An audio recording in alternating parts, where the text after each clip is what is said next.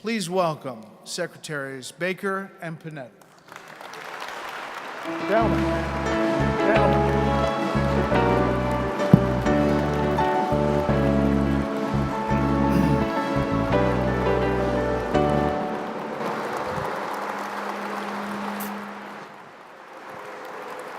The standing O. That's good. That's got to be a good feeling. Thank you for doing this. This is a great place, and we have some big issues to talk about. Today, obviously, was a breaking news day with the Iran deal. I guess I'd like to get your perspective on that move today and what potentially comes next with this administration and what happened today pulling out of the Iran nuclear deal. Secretary Baker. Well, first of all, I'm not sure anybody can tell you exactly what's going to happen next because I don't think anybody really knows. I will have to say that, in my opinion, Brett, the deal was questionable to begin with. I don't believe it is an extraordinarily great deal for the United States. Having said that, I think that because it doesn't cover ballistic missiles, it sunsets after 10 years, it doesn't cover terrorist activities in the region by Iran. So I would have preferred to see us not get into that negotiation to begin with. Once we got into it and came to an agreement on an agreement, then I don't think it's in our best interest to just abruptly pull out unless we do know what's going to happen next. And I don't think anybody knows right now where our allies are going to be on this. If they're with us, that's great. If we were going to pull out, I would have liked to see us make sure that we had our allies with us when we pull out so that we could keep sanctions. The only reason the Iranians came to the table was the strength of sanctions. And if they're not with us, we're going to lose those sanctions. We have our own, but unilateral sanctions don't work as well as multilateral sanctions. So I'm not sure where we go from here. I wouldn't have gotten into that discussion to begin with. Having gotten into it, I'm not sure I would have pulled out of it abruptly unless I knew that our allies were going to be there with us. Secretary Panetta, is the prospect of getting Iran back to a table to renegotiate another deal a realistic one?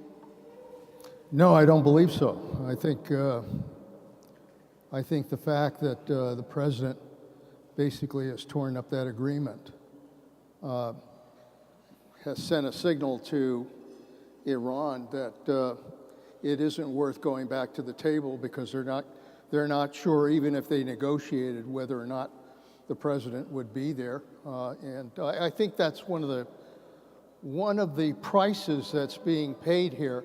Look, I had Reince Priebus out at the Panetta Institute, and we were talking about kind of how the president operates, and he said something that really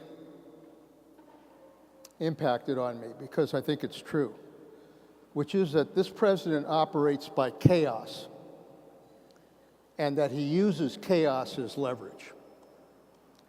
And I think that's what we're seeing right now is there are, I mean, when he walked away from TTP, he tore it up. But the problem was there was no strategy as to where we were going after that. And he did the same thing with regards to the Paris Agreement and still, where was the next step?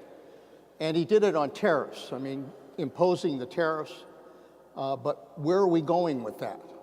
And the same thing is true for Iran, which is, basically throwing the agreement out. But what's the next step? And I think Jim's right.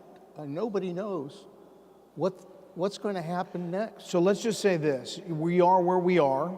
Let's say, erase all the past. Say we are where we are. You two are experts. How do we avoid Israel-Iranian Hezbollah war?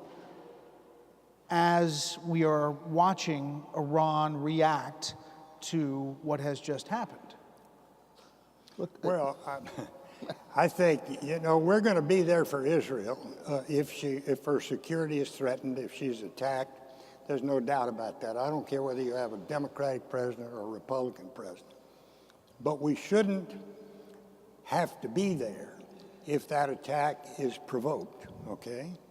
If it's really an attack against the country, then we need to be there. But not unless it is exactly that. Let me back up a minute, though, to the pulling out of the Iran agreement. We wouldn't be in this place today if the Obama administration had done what they really should have done, and that is send that agreement to the Senate for ratification as a treaty. Then we wouldn't be here debating all this. And that's what should have happened. But you know why they didn't.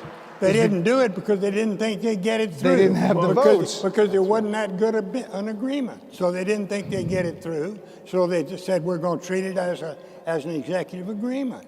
But we wouldn't be here in this situation if they sent it to the Senate for ratification. I think what Jim's pointing out is something that I think has really changed, which is, it's a little bit like my concern about the dysfunction up on Capitol Hill. Because in my time, I saw Washington work, and I've seen Washington not work. In our day, we worked together. He was in a Republican administration. I was with the Democrats on the Hill. But we worked together on legislation, and we were able to do a lot of things. Ronald Reagan passed an awful lot of legislation that was bipartisan. What we're losing today is the ability to use our diplomatic capability to be able to get things done. And so it takes a lot of work. It takes a lot of negotiation. It takes a lot of capability. And if you think you can slam dunk these agreements, you're crazy. It takes work. It takes preparation. It takes caution. It takes a lot of negotiation. And I think if, in fact, there had been that kind of careful negotiation that keeps the Senate informed of what you're doing. Because engaged, I think when we did arms control, the Senate knew pretty much what we were working on. Well, because we had to get those treaties ratified. You bet. Yeah. And so if you're working with the Congress and you're negotiating and they know where you're headed, then you have a much better chance of getting it approved by the Senate. If you're not, we're going to continue to have situations where agreements will be made, but because you can't pass it on the Hill, you just try to put it into effect through executive. So last thing on this, for foreign governments, if they look at the U.S. essentially pulling out of this agreement, not a treaty, an agreement, the opponents of this move say that sends the signal to foreign countries that when the U.S. gets an agreement, who knows, administration to administration, whether you're going to stay in it. Is that a concern tonight? Yeah, sure, it's a concern. I don't know how big a concern it is, quite frankly. The reason North Korea is talking to us is because the sanctions were biting them. But as Leon pointed out, this agreement with North Korea is not going to be all that easy to do. A good agreement, a verifiable agreement, anywhere, any place, anytime, on the ground, is going to be hard to get. My worry about the North Korean deal is we've seen this movie before, and we've seen it a lot. We saw it the first time in 1994 in the Clinton administration. Then we had the Clinton, Bush, and Obama administrations. Three eight-year administrations, all try to appease North Korea, and it didn't work. So are we going to accept a promise? Suppose they say we're going to denuclearize the peninsula. What does that mean? What does it mean? What it means to them is probably a lot different than what it means to us or what it ought to mean to us. So that's a great transition. Secretary Pompeo, the new Secretary of State, is on the ground as we speak at this hour in Pyongyang. going bet is that he is, as part of the laying the groundwork for these talks, going to leave probably with the 3 Americans who've been held hostage. That's out there, likely. What should we think about these talks? You mentioned some concerns about them, but as the administration gets ready to do this in the next couple of weeks, what are the landmines? Well, look, the landmines have been there time and time again. We know damn well what the landmines are, because he says he's going to walk if he doesn't. Look, North Korea is in many ways, from an intelligence point of view, from a strategic point of view, it's an easy read. North Korea's first goal is to protect its regime. That's been true for all of the Kims. Protect our regime. How do you protect our regime? By developing nuclear weapons. And so the idea that somehow they're going to walk in and denuclearize, and that they're going to suddenly say we're going to get rid of it all, goes right to the heart of why North Korea exists, which is to protect the regime. So they're not going to just throw their hands up and say denuclearize, which doesn't mean we shouldn't negotiate, which doesn't mean we shouldn't try to work something out on a transitional basis. But the problem I see is that takes a lot of work. I mean, Secretary of State knows damn well, if you're preparing for a summit between the President of the United States and Kim Jong-un, you've got to do a lot of preparation. And you've got to determine what steps are you going to take to denuclearize on a transitional basis? How are you going to verify it? How are you going to do the inspections? How are you going to develop some kind of cap on testing, both for nuclear testing as well as missile testing? How are you going to be able to develop some kind of transition in terms of force structure? All of that needs careful work. So what I hear from you is this is a bit of policy on the fly. My concern is, if they're going to have a summit in a couple weeks, I don't think the president is going to be prepared, even with Pompeo's visit, to be able to go in and really develop the kind of comprehensive agreement that has to be done. Which isn't to say they shouldn't meet. That's fine. Go ahead and meet. But the reality is that, it seems from my point of view, that the best you can hope for is they'll agree on a framework, they'll agree on some goals, and then put the negotiators to work. That's the most hopeful approach. But if they have a summit and it ends in a disaster because they can't work out anything, I think that means real trouble. Then you're worse off than you were before. Yeah. But we got the same problem here we had with the Iran deal. I mean, we've got to be extremely careful to bring our alliance partners along with us. So talk a little bit about that. Australia, Japan, South Korea, others who've participated in sanctions against North Korea, including, by the way, China. China is not happy with what North Korea has been doing. They don't want to see a nuclear armed Korean peninsula, and we don't either. So there is room there for cooperation. If I were king and I'd been driving this issue from the beginning, I would have gone to Xi Jinping and I would have said, look, you don't like what's happening there, we don't like what's happening there. Tell you what we'll do. We will sign a peace treaty with North Korea, ending the Korean War. We will give full recognition to any government you put in power in North Korea that repudiates the acquisition or maintenance of nuclear weapons. We will trade with it. We will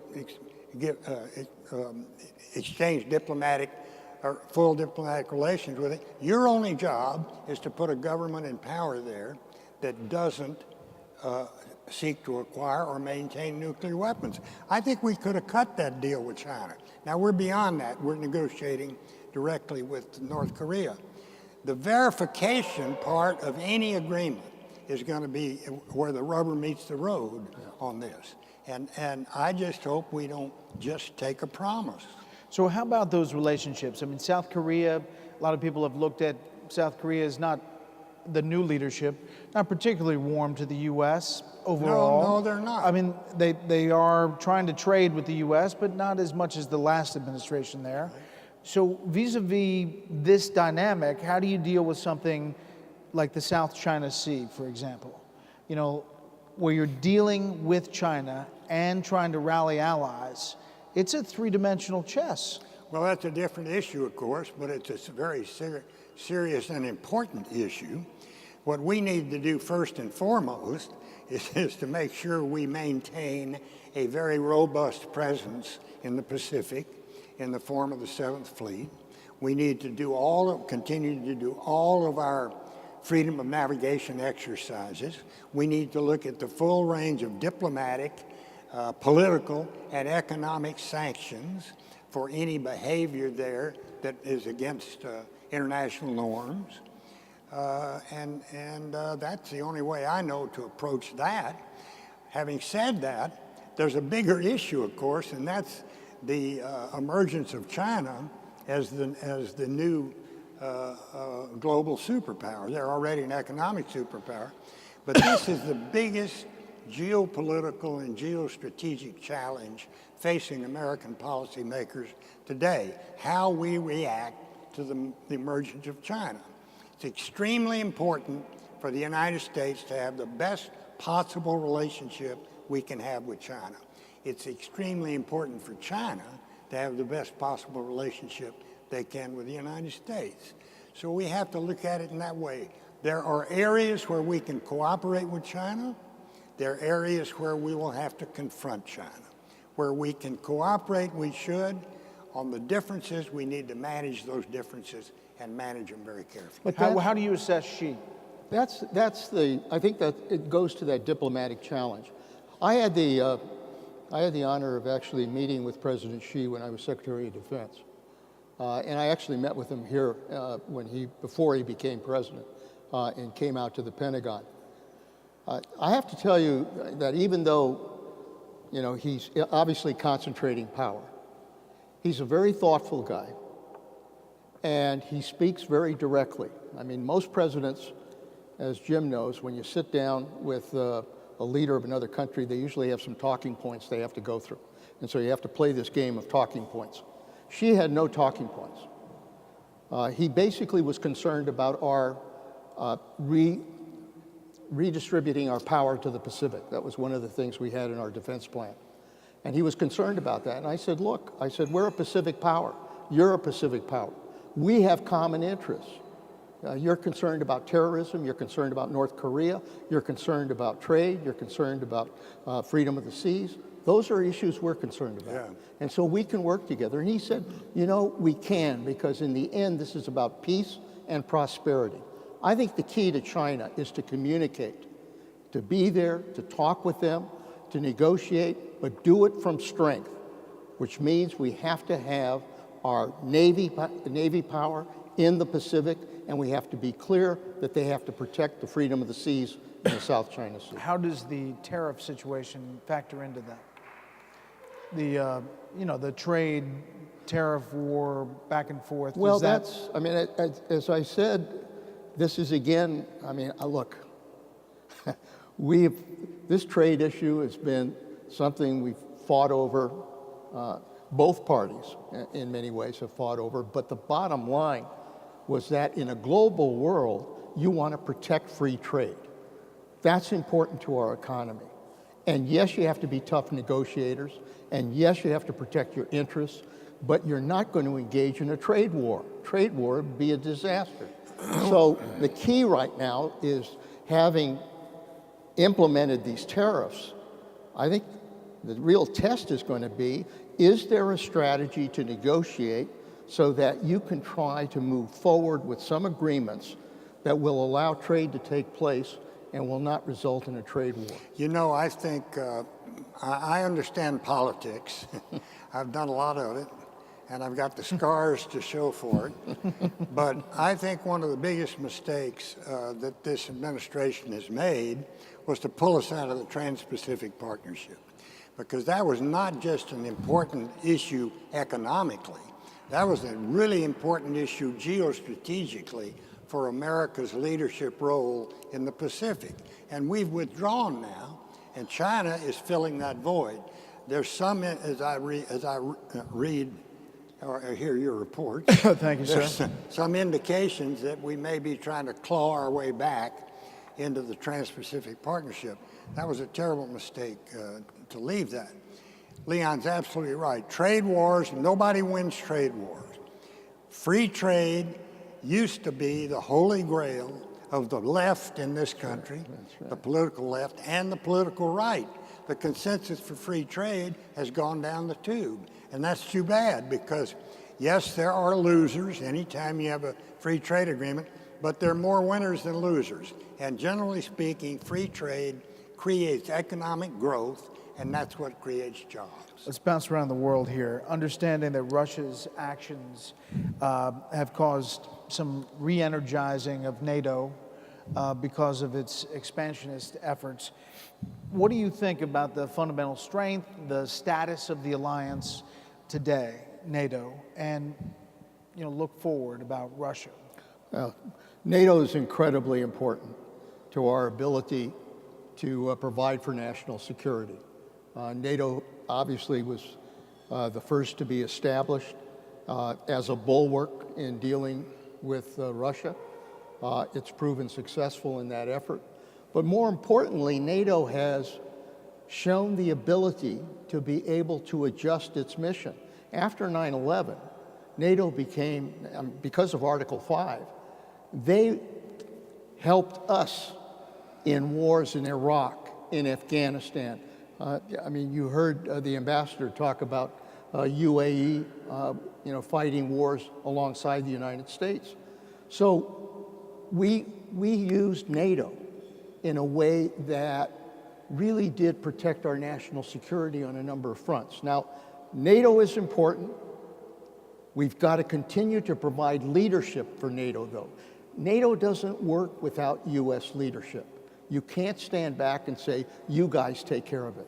The United States has to be there, has to be at the table, because frankly, if the United States doesn't lead, nobody else does. That's right. That's the problem. And so that is the essential ingredient here. Of course, European countries need to provide more money for NATO. Of course, they need to develop capabilities like refueling. We do a lot of the refueling. We do a lot of the drones and reconnaissance. They need to develop those capabilities. But they can only do that with U.S. leadership. But it is absolutely essential to make clear to Russia that NATO is alive and well, and that we will abide by Article 5. Mr. Secretary, you were at the tip of the spear of unwinding the Cold War from a U.S. perspective. Yeah. I know because I just wrote a book about it. It's out Tuesday. It's called 3 Days in Moscow, Ronald Reagan and the Fall of the Soviet Empire. You need to get that To a book. bookstore near you. I didn't tell him I was going to do that, but that's all right. You're in there a lot. Anyway, as you assess Vladimir Putin and what he's trying to do, is he trying to kind of re-energize the old Soviet Union with attacks, expansion, the cyber stuff? Look, what do you think he's trying to do? I can't read his mind, and I don't know what he's trying to do. I want to tell you that I was there at the end of the Cold War, when we won the Cold War, and I want to tell you something else. For 15 years, after the collapse of communism and the implosion of the Soviet Union, we had pretty damn good relations with Russia under Boris Yeltsin and under Vladimir Putin. And there was cooperation, and there were joint efforts, and beyond just space, but other things as well. That's all gone to pot. It hadn't gone to pot because of us, in my opinion. It's gone to pot because of them. Did he get in trouble domestically, politically domestically, and need a whipping boy? I don't know. But he has turned NATO into a whipping boy. Don't think for 1 minute we're not back into a full-fledged Cold War. We are. And you ask what should we be doing about it? We ought to be doing the very same things we did when we fought the first Cold War over 40 years. And we ought to be confronting Russia when she's unreasonable the way she has been, buzzing our ships, buzzing our airplanes. I know it's not, I mean, I'm a Secretary of State. He's a Secretary of Defense. He may not be able to say this. I think we ought to shoot one of those airplanes down. I mean, I really mean it. I mean, the Turks shot one of them down, and guess what? Nothing happened, did it, Leon? That's right, exactly. Nothing. Yeah. But it's There weren't too a lot of bad. planes after that. It really is regrettable that we saw the progress we saw ending that conflict, and now we're right back into it. And we're into it not because of the United States or our allies. We're into it because let me What tell about that? The new Cold War. Yeah. I think Jim is right. We are in a new chapter of the Cold War. And the reason that it happened, I mean, a lot is Putin playing his games. But I think Putin read weakness on the part of the United States and on the part of even European countries in terms of whether or not they were going to confront him for the things he was doing.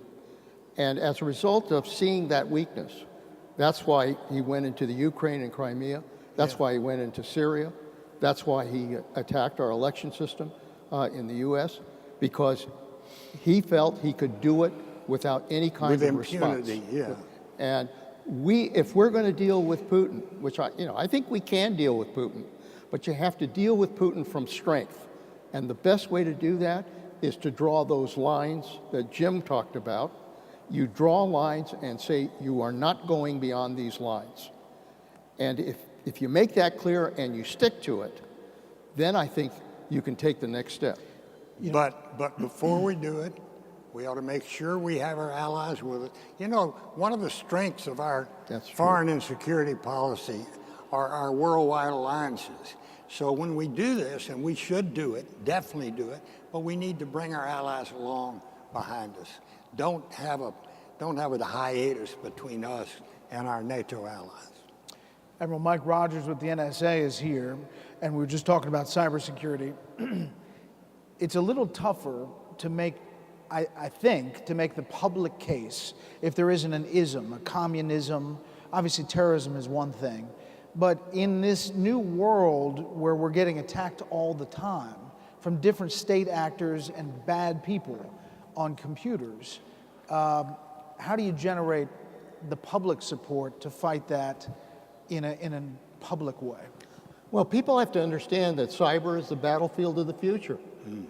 I mean, this is an area that is expanding on a basis that, frankly, I've never seen before in terms of the technology. And I'm on a board of a company in Silicon Valley. I mean, the development of new technology and new capabilities is incredible. And we're not the only ones doing it. So cyber can now not only interfere with service, can not only steal intellectual property, but the biggest problem is cyber can destroy. You can develop a sophisticated virus that can literally destroy computers. Iran developed the Shamoon virus, deployed it on Aramco oil in Saudi Arabia, and took down 30,000 computers. You take that same virus, you can apply it against our electric grid, you can apply it to our chemical systems, our transportation systems, our government systems, our financial systems, and paralyze this country. That is the threat. And we're not, frankly, that aware of the potential of what cyber can do. And somehow the government is going to have to take responsibility to say to the American people, this is a threat, and we damn well better deal with it. And inform them. Yep. You said you were sitting next to Ambassador Al-Otaiba. The shift in the Middle East has changed. The Gulf nations have taken a different take with this administration. Your sense of that shift in the Middle East and how it affects our relations in the region? Well, I think it's a significant shift. I think it's an important shift. As one who's worked very hard to try and promote Arab-Israeli peace, I'm happy to see the shift because you now see Saudi Arabia and the Gulf Arab states teaming up with Israel to fight ISIS, to fight terrorism, to do a lot of other things that I think are very, very important. So the chessboard has changed quite a bit since I was there some years ago. I think it's a healthy change. I think, as I said before, it's really important that we stay close to all of our allies. Don't get separated. One of the worries I have about this Iran deal, our pulling out, is that it's going to create a hiatus or a vacuum between us and some of our allies. I'm afraid that they may not come along. I hope they do. I really hope they do. But if they don't, it's not a good thing. You share that concern? No, absolutely. I mean, look, we're living in a world now where there are a hell of a lot of flashpoints, probably more dangerous than since the end of World War II. I mean, we're confronting ISIS. We're dealing with failed states in the Middle East. We're dealing with Syria. We're dealing with North Korea. We're dealing with Iran. We're dealing with Russia. We're dealing with China. We're dealing with cyber. A whole series of crises. And the United States cannot deal with those challenges by itself and wait for the problem to explode and then react to the crisis. The way you deal with those is through alliances. The ability to work with our allies, to be able to put pressure on these different situations so that we are taking action, but we're doing it together. Look, Kim Jong-un just spent the last day sitting down with China. Why? Because he knows damn well he needs China on his side when he sits down. The United States ought to be doing the same thing with South Korea and with Japan and with the other countries in the Pacific, like Australia and others, to build the kind of alliance that says we stand together here in this negotiation. Right, but Brad, if I could just say one thing about alliances. If you look at what George H.W. Bush did in the first Gulf War, he went out, first of all, I tell people this is a textbook example of the way to fight a war. You tell the world what you're going to do, then you go out and you get the rest of the world behind you to do it, and then you go do exactly what you said you were going to do, no more, no less. You bring people home, and then you get other countries to pay for it. Well, what did he do? We did. We paid $10 billion. That's absolutely right. $10 billion for that war, and other people paid $65 billion for it. I was chairman of the budget committee, and I told Jim, thank God, because we were concerned about deficits. You remember? Well, you know, I was secretary. Remember those days? Hey, Remember those days? I was Secretary of State, and I would go up and I'd testify on the Hill, and they would eat me up. Mr. Secretary, how can you talk about spending money to do this when we have all these social needs in this country? And how many Americans, by the way, is it worth to do? How many American lives is it worth to do this? Now, Leon wasn't one of those guys that beat up on me that way, but there were a lot of people who did. But I only cite that example because it shows you the leverage that you can achieve if you create alliances. But alliances need care and feeding. You have to tend to them all the time. So as we wrap up here, if you think about the public-private synergy that is trying to be established in numerous elements of the government, what about the future role for NDU? And what can be done to facilitate the leadership that's needed going forward? Well, look, we describe the kind of world we live in which we're confronting a number of challenges. We talked about cyber. We talked about, the kind of new technologies that are being developed.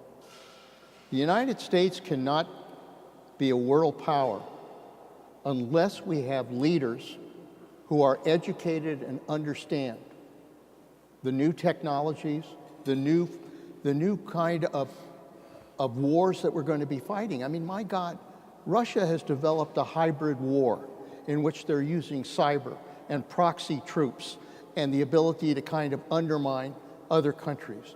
we're going to have to be able to deal with that. We're going to have to be able to deal with the potential of major power confrontation. All of that is going to demand leadership. NDU is in the business of protecting national security, but more importantly, is in the business of developing those leaders. And that's why NDU is absolutely critical to our ability to have a first-rate national defense. Secretary Baker? I second that. Wholeheartedly. Wholeheartedly. Finally, Well, before we wrap up, I want to one more time acknowledge our Medal of Honor recipient in the room here tonight. And you have a story about his boss. Well, I would like to acknowledge his presence as well, because he's a Marine and I'm a Marine. And when I first became Secretary of State, first day I was in my office on the 7th floor of the State Department, an aide comes in and says, "There's a gentleman on the phone, says he's Commandant of the Marine Corps, who wants to pay you a courtesy call. Would you receive him?" I said, "Are you kidding? The Commandant of the Marine Corps? You bet I would receive him." I'd never been higher than a captain in the Marine Corps. So in comes Al Gray, the Commandant of the Marine Corps, in my office, 4 stars on each shoulder. It was all I could do not to stand up and salute. And he looked at me and he said, "Mr. Secretary, this is just a brief courtesy call. I want to congratulate you on being Secretary of State. And I brought you a little gift." And he handed me a box of business cards that were printed on Marine Corps camouflage background. And it said, in the middle of the card, it said, "James A. Baker III, Marine Warrior," in great big letters. And then down at the very bottom of the card, it said, "and Secretary of State."